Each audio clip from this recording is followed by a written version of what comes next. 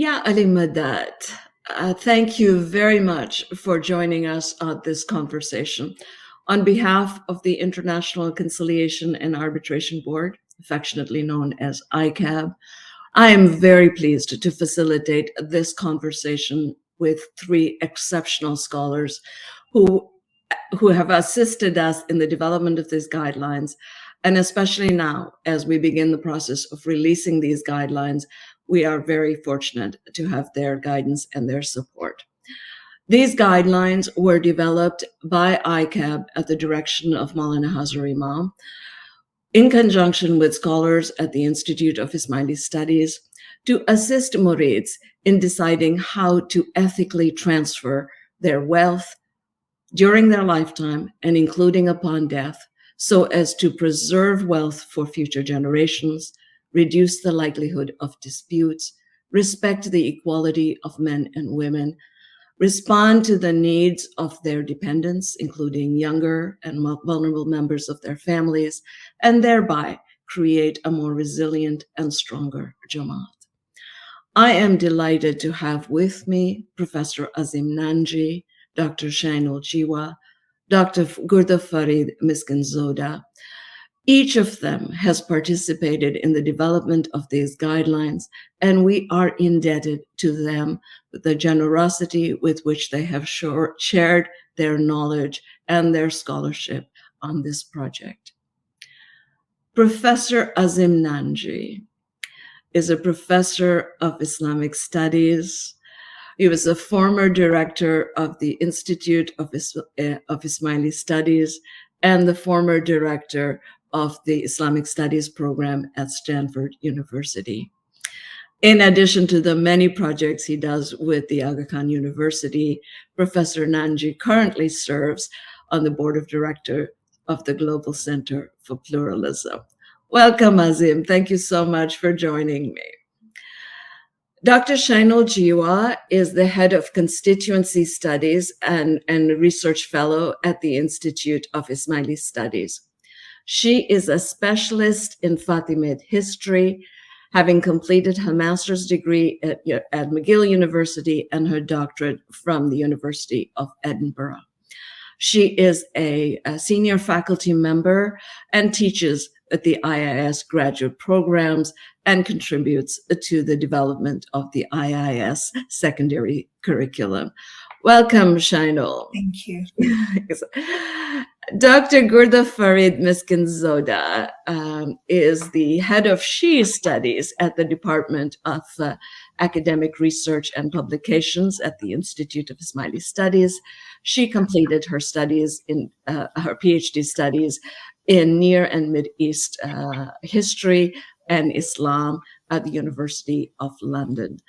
Dr. Miskinzoda's broader research are in the study of Muslim literary and historical traditions, the origins and early development of Islam, and classical Arabic and Persian literature.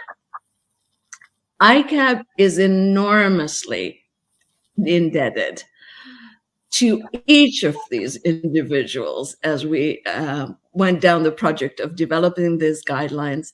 And I'm really pleased to have the opportunity to explore the ethical underpinnings that are embodied in these guidelines with them more fully. So I'm going to do away with formalities now because we've worked together for so long. But let me start with you, Azim. The guidelines have as a foundational principle the concept of natural justice and equity. And we as lawyers have a very defined view of natural justice and equity, but of course we have a long history of that concept. But I wonder if you could unpack that concept for us, especially in the context of wealth transfer and inheritance planning, building on our historical traditions and our history. So, Azim, over to you. Oh, you're absolutely right. We tend to think of these concepts as primarily grounded in Western legal and philosophical tradition, but they have a long history in Islam. They're deeply rooted in the Quran, in the prophetic tradition, and given a great deal of emphasis in the Ismaili intellectual tradition. So, for instance, the striking verse in Surah Al-Nahl, the chapter of the bee, verse 90, where God enjoins justice and goodness and virtue towards one's kith and kin. That's an important concept because it values justice in the way in which you distribute your resources, particularly to those who are close to you. And it asks for you to be fair, and it asks for you to do it in a way that's equitable. And it doesn't make distinctions between male and female. It simply asks that you be just and that you be fair. And natural justice and equity imply both fairness, but also a level of equality and balance in the way you reach your kith and kin. And I found it particularly striking that in the Aga Khan Museum here in Toronto, there is a manuscript of Nasiruddin Tusi's Akhlaq and Nasiri, the Nasirian ethics, as they are referred to in English. It's an illustrated manuscript from Mughal times, done for the Emperor Akbar. And in it, in discussing ethics, Nasiruddin Tusi highlights justice as one of the most important ones. And interestingly enough, in this illustrated manuscript, there is a page where there's an illustration of musicians playing in the court. And Tusi compares justice to music. Just as for music, you need harmony, you need balance. So in justice, you need the same qualities. Because the ultimate goal of justice is to engender happiness as well as moral virtue. Now, the IIS has published an important book some time ago called Justice and Remembrance, where the thoughts of Hazrat Ali are captured, particularly with an emphasis on the relationship between justice and spirituality. And subsequently, if we go through Ismaili intellectual tradition, we find repeated emphasis on the idea of justice. I think we find it constantly in Mawlana Hazar Imam's guidance. We find it at the core of our AKDN and Imamat institutions, where we highlight the notion of social conscience. And we also speak of quality of life. Both of those are addressed to inequality and injustice, because you have to deal with those at every level, where there's poverty, where there's lack of access to education, where women and girls are underprivileged in being offered these services.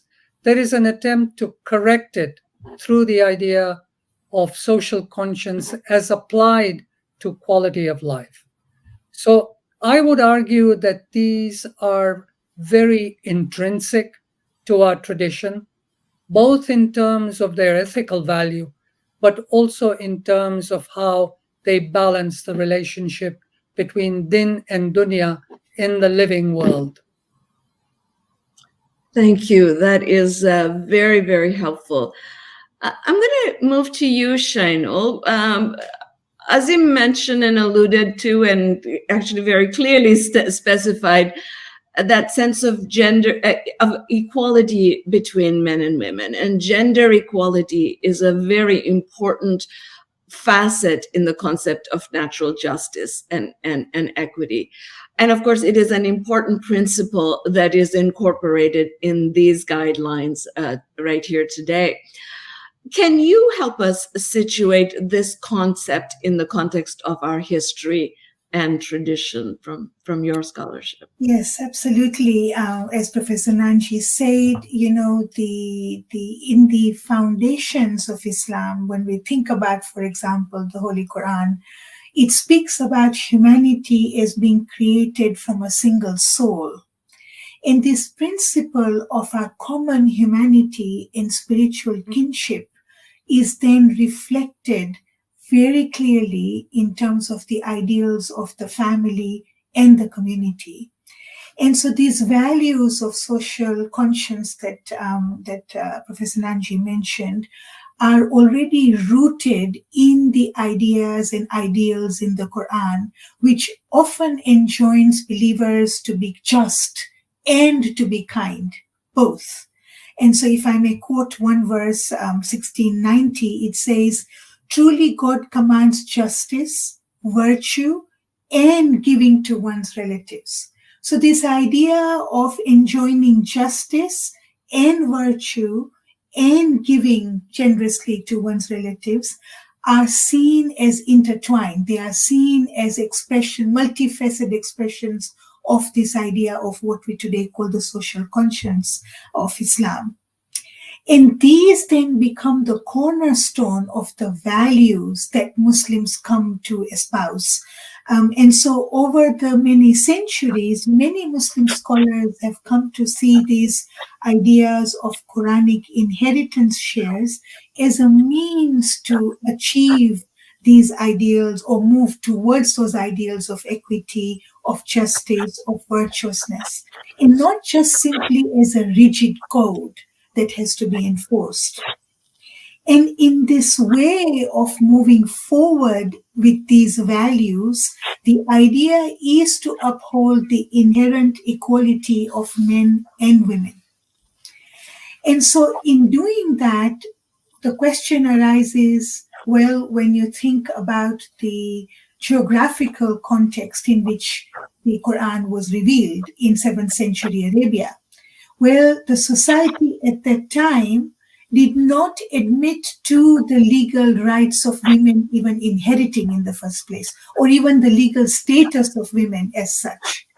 So to grant them inheritance was a revolutionary way forward, actually. Right? Today, when we think about it 15 centuries later, we of course view it with very different lenses. And therefore, this idea that the Quran talks about that, you know, men were the sole earners or that they were the keepers of the family wealth. Well, that is a very altered reality today, as we all know.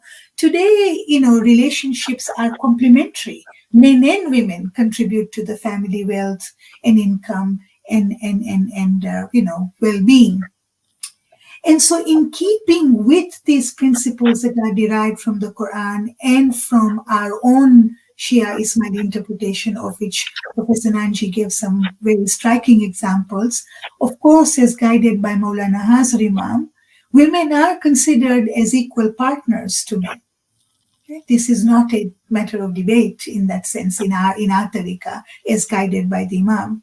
So it's very powerful, this idea of equality and ensuring that all members of the family, however that is constituted, are provided for in an equitable and in a compassionate manner. Thank you. Thank you very much. Gurdofarid, you know, one of the worries that we sometimes have is that these guidelines will be viewed as something that have been imposed, that are new, that is somehow fundamentally different. I wonder if we could talk a little bit about how we are building this on the context of a more just and fairer society, but building on foundations of the past and not having it viewed as something that is replacing what has been a long level of tradition. I wonder if you could give us your thoughts on that. point. Thank you, Zulie. Yeah, you're very right. As I think about this, and as we move towards introducing the guidelines and moving towards more just and equal system of wealth transfer, in my opinion, the wealth transfer to future generations should continue to take into account traditional values and knowledge. And here I mean in particular the indigenous cultures that have retained much of their heritage. And very often that heritage is naturally built on ethical values of justice, of equity, suitable for the respective context. And therefore we should build on that. Because it is important that while introducing new notions and processes, we protect what I call the ecosystem of our cultures and value systems. Because once they are destroyed, it will be very difficult to mend them afterwards. Especially dangerous is when the existing ecosystem is damaged and is not replaced with something well thought through and sustainable. So we could inadvertently create a vacuum that can have dangerous consequences and repercussions. Therefore, I think we need to carefully think of how we build on the goods that we already have in terms of wealth transfer. For example, from where I come, the Pamir regions of Tajikistan, we don't have much wealth, but the system is built in a way that every member of a family where we have many children very often are protected. For example, the familial house usually goes to the youngest son, but when the eldest son prepares to get married, the first house is built for the eldest son together as a family. So there's already a natural system that ensures that every child in the family is taken care of with whatever little there is or whatever a lot there is in the family.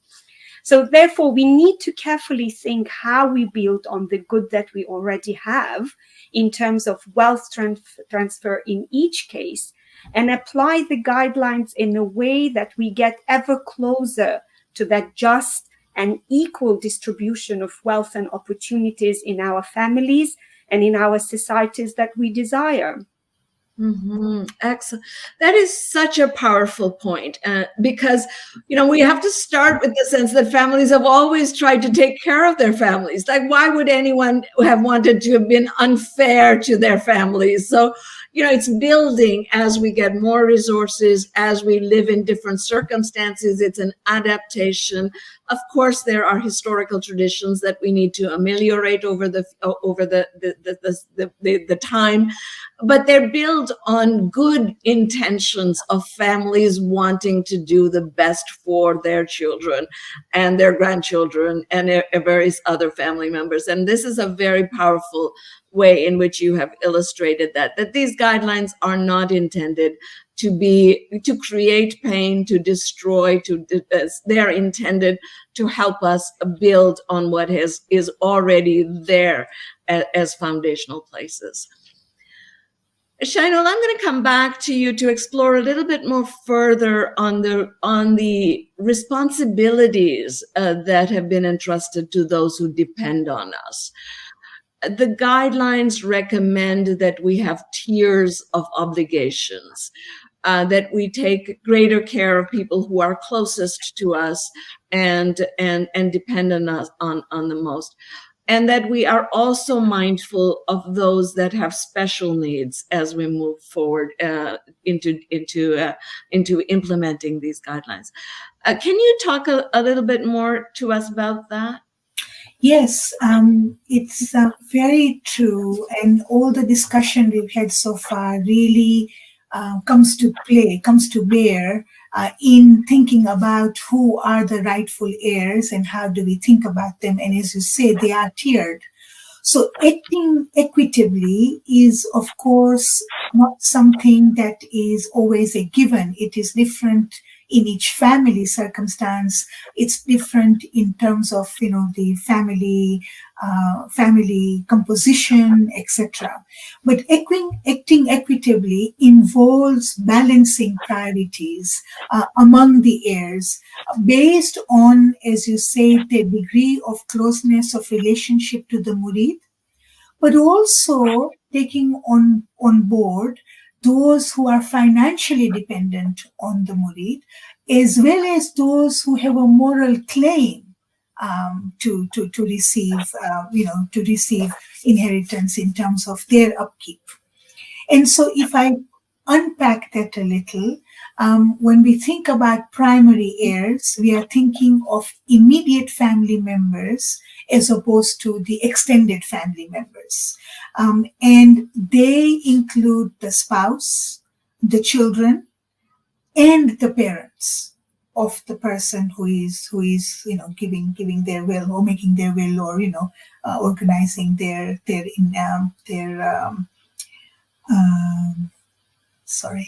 affairs.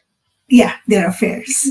And they also include, as I say, those who are vulnerable dependents and those who are financially dependent.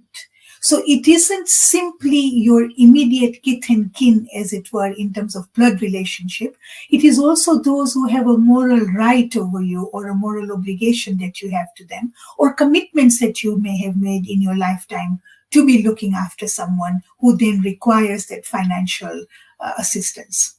The secondary heirs then, whose claims come after those of the primary ones, include brothers and sisters, as well as grandparents.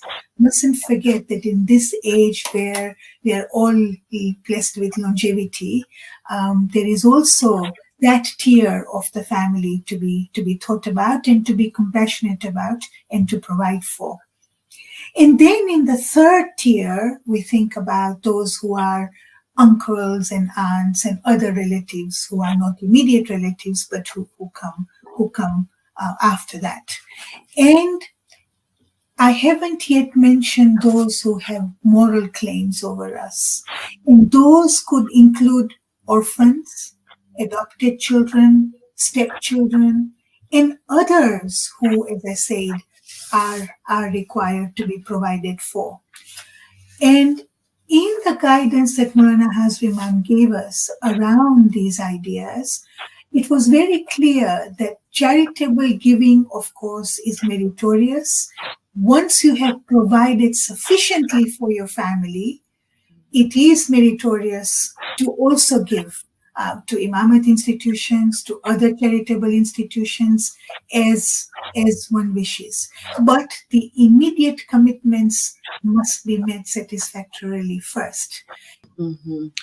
Thank you. It's it sinks in that it's one of the most profoundly moral decisions that people make in what they do with their wealth. It's an important, just considering all of these options is an important exercise of discipline, right? As we move that forward. Gurdofarid, sometimes, and certainly we've had this conversation as Shainool has talked about providing for financially. That these guidelines are meant for people who have lots of money, who have wealth, who can transfer thousands of dollars or pounds, across generations and so on. And we've, of course, talked about these guidelines as being ethical wealth transfer during one's lifetime, as well as inheritance. It's not solely about inheritance. It's about living that life well through or exercising that natural justice and equity throughout one's lifetime. But people also talk about this or think about this, or maybe worried about it, that it only applies to lots of money and capital expenditures or availability to actually transfer that. Can we talk about that context of wealth? Some people say, of course, health is your most important wealth, but in this context, can you explore a little bit more around what you think we should be conveying as that concept of wealth? Well, yes, commonly wealth is understood as an accumulation of valuable economic resources that can be measured in terms of either real goods or money value. And therefore, generational wealth are the assets that pass down to successive family generations, but they do not have to be limited to that only. So let me clarify what I mean by that. Many of us have had experiences in our lives where our families have lost their wealth in that particular sense of the word. And often a lot of it for various reasons, wars, the death of a breadwinner, divorce, the breakdown of a country. But because they and we had other type of wealth, i.e. good health, knowledge, know-how, education, etc., they and we managed to survive being orphans, being refugees, being immigrants, and so on. So if one does not have and therefore cannot transfer wealth in terms of money and assets, what we can give our children is the kind of wealth that stays with them no matter what happens around them in the world. So providing access to this kind of wealth depends on, again, giving equal opportunities to everyone in the family from an early age. Nurturing, rearing, knowledge of a language, education, ethical education, and other experiences and opportunities that we can provide throughout our life. And what we call in the Tajik and wider Persian and Arabic culture, ta'aleem and tarbiyah, which roughly we can translate into English as education and child rearing.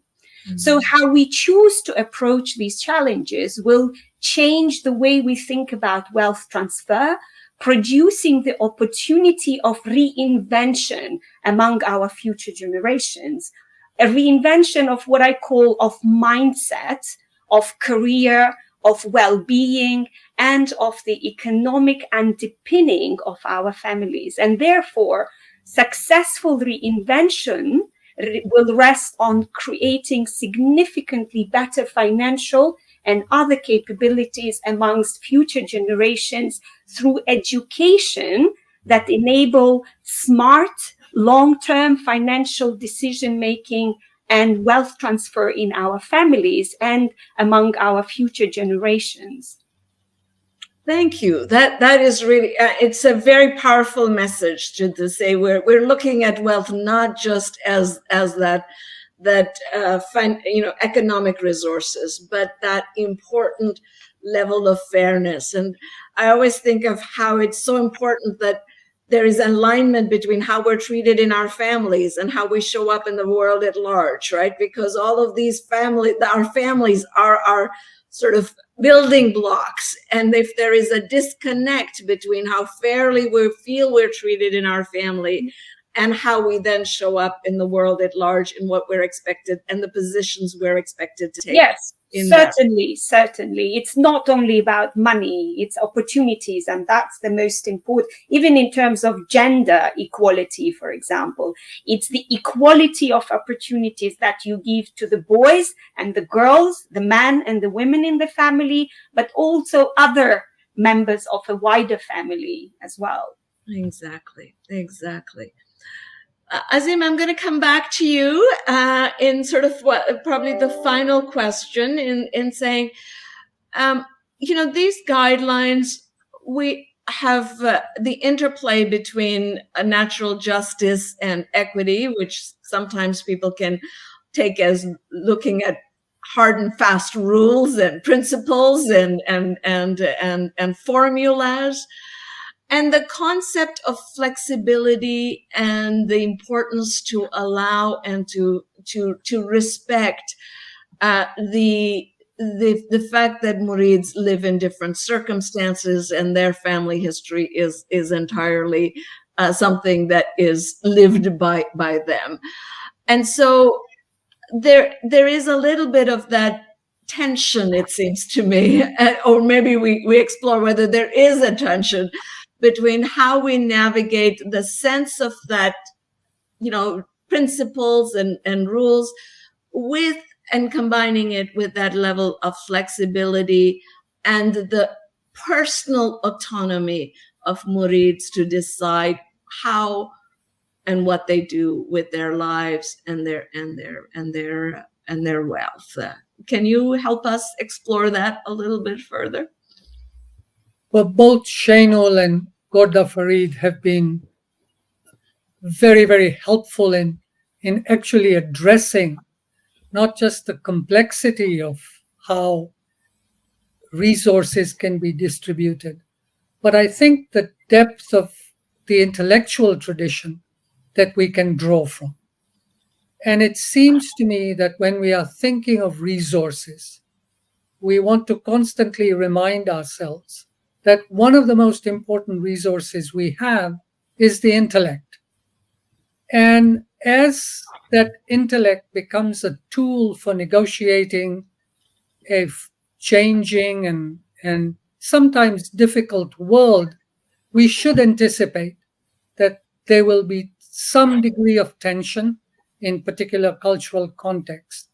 But let us think of it as an opportunity to resolve that tension in a creative way. And I want to go back to the idea of music that I found so intriguing, that,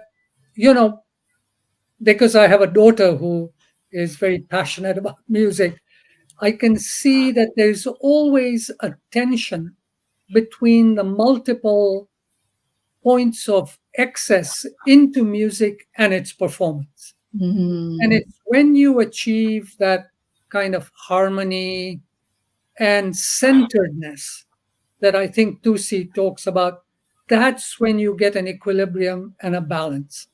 And I think the whole point of Aql in our tradition, complementing the guidance of the Imam of the time, is to ensure that you're always striving towards that equilibrium and that balance.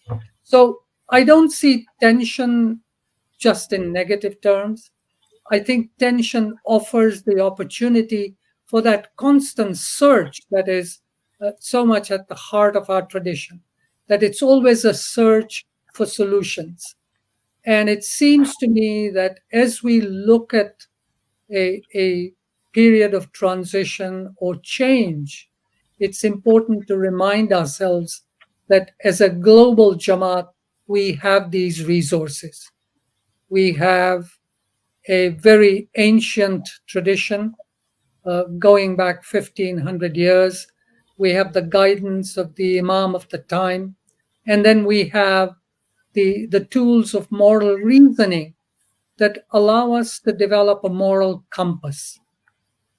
And I think one of the gifts that you leave behind, besides your resources, is this gift of a moral compass, because that will endure through generations to ensure the kind of quality of life that we wish, not just for our families, but also for the societies in which we live.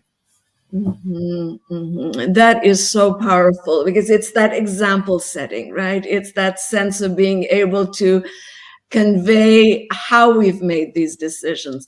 And I think one of the important parts of these guidelines is that they're meant to be consultative. They're meant to have conversations in your own families, so that families know how it is that you made the decisions you did.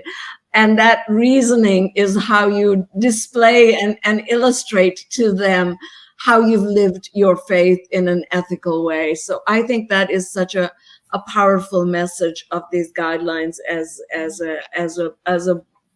a vehicle for conversations, for discussions within the families themselves, and how they carve out their lives and the work that happens.